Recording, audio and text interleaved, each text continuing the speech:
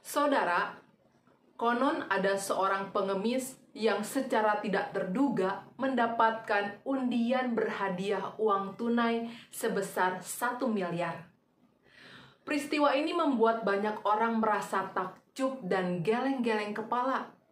Akan tetapi, kemudian yang membuat orang lebih geleng-geleng kepala adalah berita yang menyampaikan bahwa setelah menerima uang tersebut, pengemis tadi ternyata tetap tinggal di pinggir jalan, tetap memakai pakaian bolong-bolong, dan tetap meminta-minta seperti sedia kala.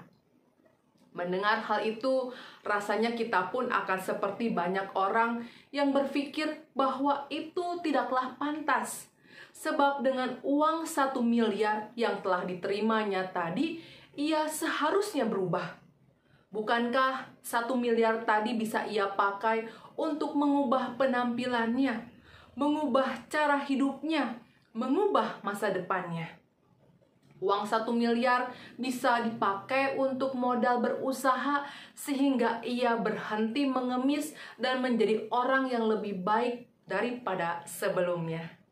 Saudara, rasanya benar jika ada pemikiran bahwa ada atau tidaknya harta benda tidak terlalu berpengaruh untuk masa depan yang baik dibandingkan mentalitas seseorang. Bukti kebenaran pendapat tersebut terlihat adanya anak orang miskin yang menjadi orang sukses, dan juga ada anak-anak orang kaya yang menjadi hidup terpuruk. Sebab kalau tidak mau berusaha, siapa saja pasti akan masuk perangkap kesusahan. Oleh karena itu, mungkin saudara pernah mendengar mentalitas pejuang. Satu mentalitas yang membuat seseorang tidak mudah menyerah, bahkan mampu berdiri tegak di tengah ketidakberdayaannya sekalipun. Mentalitas pejuang ini yang sebenarnya juga Tuhan Yesus inginkan kita miliki. Itu nampak dalam kesaksian Injil Matius 7 ayat 7-8. Pada waktu itu Tuhan Yesus berkata, "Mintalah, maka akan diberikan kepadamu. Carilah, maka kamu akan mendapat. Ketoklah, maka pintu akan dibukakan bagimu. Karena setiap orang yang meminta, menerima. Dan setiap orang yang mencari, mendapat. Dan setiap orang yang mengetok, pintunya akan dibukakan." Di sana jelas terungkap Tuhan Yesus menunjukkan bahwa meminta, mencari, dan mengetuk adalah satu kesatuan usaha yang tidak terpisahkan.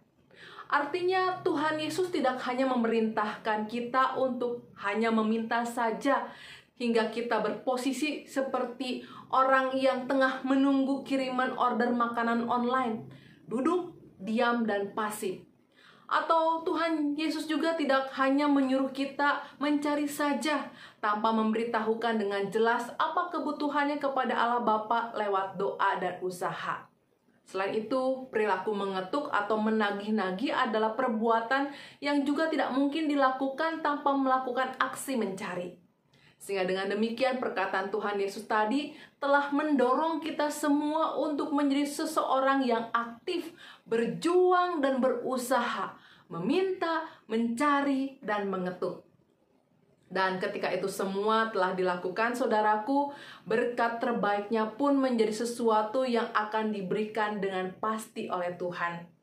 Oleh karena itu, saudara, jika mungkin saat ini engkau tengah ada dalam persoalan, jangan hanya diam dan meratapi nasib sambil berharap belas kasih orang lain. Engkau harus bangkit dan berjuang, sebab Tuhan tidak akan menganggap angin lalu setiap usahamu. Untuk itu, kiranya damai sejahtera Tuhan melingkupimu. Amin.